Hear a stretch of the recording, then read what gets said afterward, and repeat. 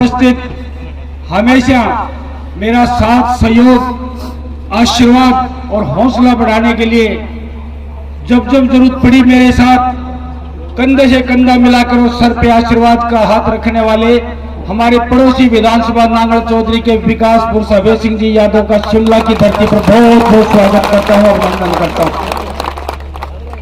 अन्य जो भी हमारे मंचस्थ अतिथि हैं सबका मान और सम्मान करते हुए और समय की सीमा को देखते हुए आपकी ये जानदार और शानदार उपस्थिति बता रही है कि आपने इस बार सर्व समाज और 36 कौम ने मन बना लिया है मुझे एक भार सौंपने का। उस भार को मैं सहर्ष अपने कंधों पे महसूस कर रहा हूं और अपने इस भार को उतारने का एक मौका मिला तो भविष्य में आपको ब्याज समेत उतारने की कोशिश करूंगा। ये मैं आप लोगों को विश्वास कराना चाहता हूं। माननीय डॉक्टर साहब, आपकी इस एरिया में क्या छाप है शायद आपको आकलन नहीं होगा उस बात का। अभय सिंह जी, आपको मैं बताता हूं, ये जो आपके हरियाणा से सटा हुआ क्षेत्र है इसमें डॉक्टर अभय सिंह की क्या छाप और क्या मान और क्या सम्मान है शायद मैं शब्दों में बयां नहीं कर सकता। मैं इस क्षेत्र में भी आता हूं तो मुझे भी ये कहा जाता है अगर विधायक बनो और आपको मौका मिले, ये जनता मौका दे तो डॉक्टर अभय सिंह यादव जैसा विधायक बनना। और ये बात राजनीतिक भाषा यूज नहीं कर रहा हूं, मुझे राजनीतिक बात करनी भी नहीं आती है। आपने वास्तव में जो नए आयाम स्थापित किए हैं और विकास में जो नए झंडे गाड़े हैं, मैं समझता हूं मेरे राजनीतिक जीवन में मैंने कभी सुना नहीं और कभी देखा नहीं। आपको धन्यवाद देता हूं जननी को, जिस जननी ने आपको कोख से जन्मा, और उस पोरस को पिता के को धन्यवाद देता हूं जिस पोरस से आप पैदा हुए हो। निश्चित रूप से आप बहुत बहुत धन्यवाद के और साधुवाद के पात्र हो। हमने सुना था, किताबों में पढ़ा था कि गंगा को भागीरथ लाया था और वो इतिहास है, वो सत्य भी है, लेकिन भागीरथ को एक लाइन से गंगा लाया था, जहां से ढलान था वहां से लील खोदते खोदते लाया था।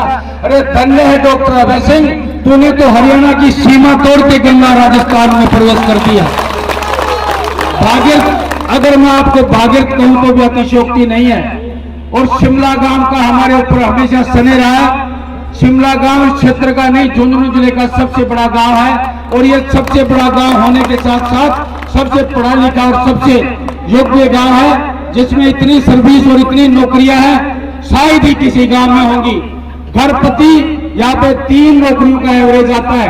तो इस पढ़े लिखे गांव के बारे में मैं ज्यादा समय लूं और ज्यादा बोलूं, मैं समझता हूं इस बात की अदब इजाजत नहीं देता है। ये पढ़े लिखे लोग अपना फैसला खुद करना जानते हैं, जो फैसला ये करेंगे वो मुझे मंजूर है। लेकिन इतना निवेदन करना चाहता हूं, जैसा डॉक्टर साहब कह रहे थे, कम से कम आप पढ़े लिखे लोग हो, देश की स्थिति प्रदेश की स्थिति देख के अगर निर्णय लोगे तो फायदे में रहोगे। कोई किंतु नहीं है। राजस्थान में एक बहुत मजबूत बहुमत से 200 में से 150 प्लस सीट बीजेपी की आ रही है और बीजेपी की गवर्नमेंट बन रही है। कोई भी समझदार गांव और कोई भी समझदार व्यक्ति सत्ता के साथ चलता है तो वो विकास को पाता है। सत्ता के साथ चलो, क्षेत्र का विकास करो, सत्ता के विपरीत चलोगे क्षेत्र का सर्वनाश करोगे। इसलिए आग्रह करता हूं, इस पढ़े लिखे गांव से जयपुर में हमारी सत्ता बनने जा रही है। आपका विधायक यहाँ पे बीजेपी का होगा तो उसके विकास का आप आकलन नहीं कर सकते। और मैं बड़े पुरजोर तरीके से कह सकता हूँ, दुनिया की कोई ताकत मोदी जी को तीसरी बार प्रधानमंत्री बनने से रोक नहीं सकती। ये निवेदन करना चाहता हूं, जब दिल्ली की सरकार भारतीय जनता पार्टी की, राजस्थान की सरकार भारतीय जनता पार्टी की और खेतड़ी का विधायक भारतीय जनता पार्टी का, हमारा सांसद भारतीय जनता पार्टी का, हमारा जिला प्रमुख भारतीय जनता पार्टी का, विकास की संभावनाएं 5 गुना हो जाती हैं दोस्तों, 5 गुना संभावनाएं हो जाती है। फैसला आपके हाथ में है, फैसला आपके हाथ में है। चाहे विकास के साथ चल दो, चाहे विनाश के साथ चल दो। अभय सिंह जी, हमारे यहाँ पर एक भाई हाथी पे सवार होके और पैसे की अकड़ में यहाँ चुनाव लड़ना चाहता है, जो बसपा से हमारा भाई है, हमारा मित्र है, वो मेरे गांव का ही है। मैं कहना चाहता हूँ और बताना चाहता हूँ अभय सिंह जी, ये वो स्वाभिमानी जिला है, ये गोरख सेनानियों का जिला है, ये वो खेतड़ी तहसील है। इसमें माताओं का आशीर्वाद नहीं बिकता, बुजुर्ग का आशीर्वाद नहीं बिकता और जवानी जो नौजवानों की है उसको भी किसी की खरीदने की हिम्मत नहीं है।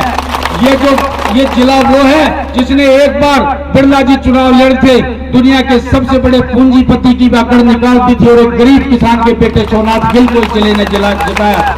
तो पैसे की अकड़ में कोई चुनाव लड़ता है तो मैं समझता हूं अगर उसके साथ और समर्थन करते हो तो ये विकास के लिए और आपके क्षेत्र के लिए भलाई की बात नहीं है। हम विश्वास के साथ आप लोगों की कह देते हैं, संघर्ष इतना लंबा हो गया है और अब कुछ करने की तमन्ना है। अगर मौका दोगे तो जितना विश्वास आप लोग मुझ पे करते हो उससे दुगना करके आपको वापस लौटाऊं तो अगली बार मौका दे देना। वरना ये तो लोकतंत्र है, इसमें कोई स्थायी राजा नहीं होता। राजा यहाँ पर राज तिलक नहीं होता कि जब तक मरेगा जब तक राजा रहेगा। लोकतंत्र की यही खूबसूरती है कि 5 वर्ष में दोबारा चुनाव आएंगे, आपके विश्वास पे खड़े नहीं उतरे तो घर भेज देना, किसी और को बना देना, ये विश्वास आप लोगों को दिलाना चाहता हूँ।